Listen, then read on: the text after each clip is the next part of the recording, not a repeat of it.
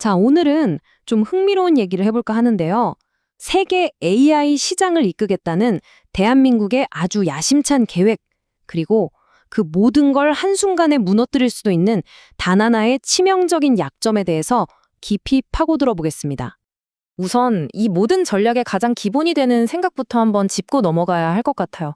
한국은 AI를 그냥 우리가 쓰는 도구, 그 이상으로 보고 있습니다.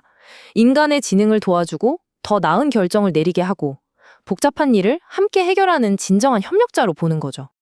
이게 정말 나라의 미래를 바꿀 수도 있는 엄청난 비전인데 재밌는 건 이 모든 게 딱 숫자 하나에 발목 잡힐 수 있다는 거예요. 그리고 바로 그 숫자가 오늘 이야기의 진짜 주인공입니다. 자, 그럼 이 거창한 비전이라는 게 대체 뭘까요? 바로 모두를 위한 AI라는 국가 전략인데요. 이름 그대로예요.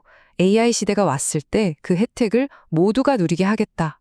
누구 하나 소외되지 않게 하겠다. 이런 약속인 거죠. 그러니까 정부의 목표는 아주 명확한 거예요. 이 엄청난 기술 혁신이 그냥 일부 기업이나 똑똑한 사람들한테만 돌아가는 게 아니라 사회 구성원 모두에게 공평한 혜택으로 이어져야 한다는 겁니다. 그래야만 진정한 의미의 AI 선도국가가 될 수 있다는 포부인 거죠. 근데 이게 단순히 우리나라 안에서만 잘 해보자는 얘기가 아니에요.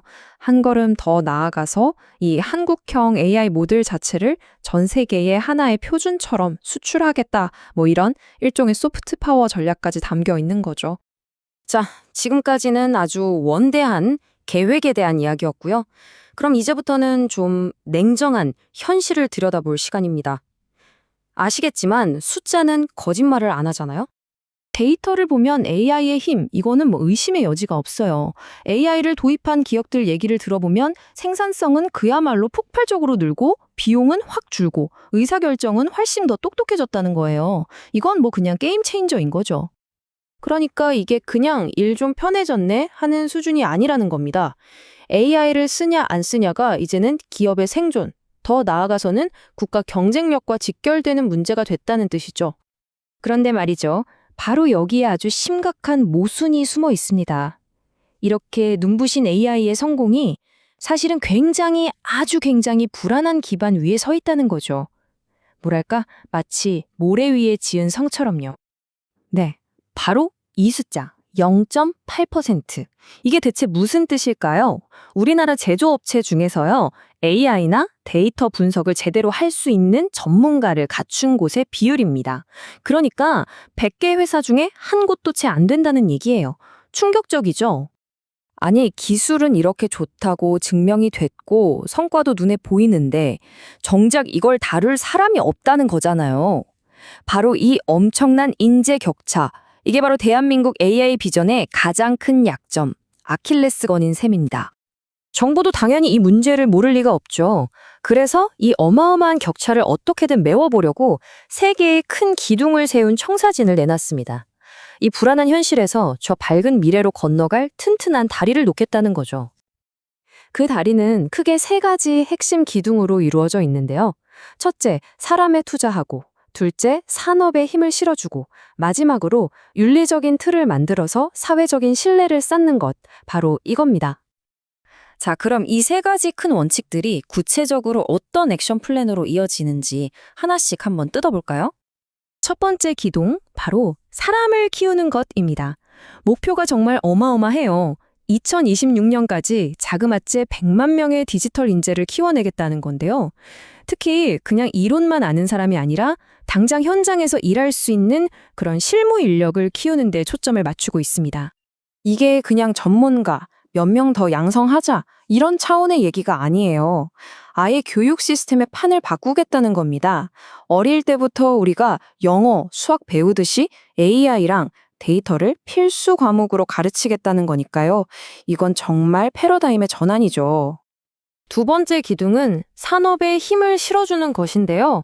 현실을 보면 지금 기업 10곳 중 9곳 이상, 그러니까 93%가 넘는 기업이 AI 인재 교육에 돈을 아예 안 쓰고 있다는 거거든요.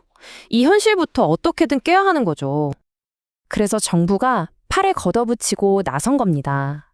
R&D 자금을 직접 지원해주고 세금도 파격적으로 깎아줘서 기업들이 우리도 인재에 투자해야겠다 마음먹게끔 유도하는 거죠. 일종의 당근 전략이라고 볼 수 있겠네요. 그리고 마지막 세 번째 기둥, 바로 신뢰를 구축하는 겁니다. 사실 이게 되게 중요할 수도 있어요. 기술이 아무리 발전해도 사람들이 그걸 믿고 쓰지 않으면 아무 소용이 없잖아요. 그래서 AI가 언제나 인간을 최우선으로 생각하고 누구에게나 공정하고 또 모든 과정이 투명하게 운영되도록 만들겠다는 게 핵심입니다. 여기서 제일 중요한 단어는 바로 의무입니다. 더 이상 착하게 해주세요 하고 기업의 자율에 맡기는 게 아니에요. 우리가 회사 재무제표를 외부에서 회계 감사 받듯이 AI 윤리도 제3의 기관이 제대로 지키고 있는지 검사하고 문제 있으면 책임까지 묻게 하겠다는 겁니다. 이 로드맵을 보면 정부가 이 문제를 얼마나 체계적으로 그리고 또 시급하게 보고 있는지 알 수 있습니다. 인재 양성교육부터 시작해서 초중고 의무교육 도입하고 산업지원책 내놓고 마지막으로 2026년에는 국가적인 윤리 감사 시스템까지 만들겠다. 정말 촘촘하게 짜여 있죠. 자, 그럼 이 모든 이야기에서 우리가 얻어야 할 교훈은 뭘까요? 대한민국의 AI 성공 스토리는 이미 1막이 올랐습니다. 그런데 그 이야기에 아주 결정적인 구멍이 하나 나 있는 거죠. 결국 이 모든 상황은 딱 한 문장으로 요약할 수 있습니다.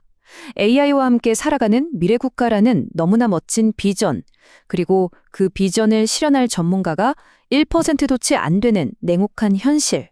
지금 이 둘이 아슬아슬하게 줄다리기를 하고 있는 겁니다.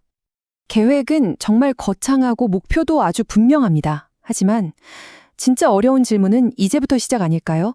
과연 우리는 복잡한 기술을 만드는 것보다 어쩌면 훨씬 더 어려운 과제, 바로 사람을 키우는 일에 성공할 수 있을까요?